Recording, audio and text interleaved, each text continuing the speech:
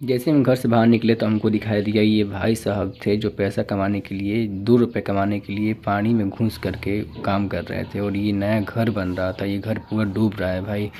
तब बाढ़ का पानी पूरा ही अंदर आ चुका है। और ये पीछे से एक गेट था जिस गेट से हम लोग जाकर दिखा रहे हैं, सब सामान नीचे से ऊपर आ गया है क्योंकि नीचे तो अंडरग्राउंड में पूरा पानी ही भर गया है।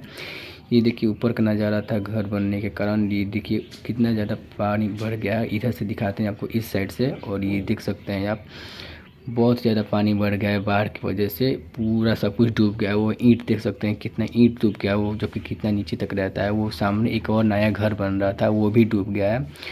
सामने की ओर हमारे एक मंदिर दिखाई दे रहा होगा आपको, वो भी डूबा हुआ है। और ये हम यहाँ पर छत पे खड़े हैं भाई। नीचे देखिए अंडरग्राउंड में कितना ज़्यादा पानी भर गया है भाई। मतलब हम लोग रहे तो रहे कहाँ, सारा सामान हम लोग ऊपर शिफ्ट करना पड़ रहा है बाढ़ की वजह से। और ये मेन गेट रहा, यहाँ पर भी पूरा पानी लबालब भर गया है अंडरग्राउंड में। ये है बिहार का हालत।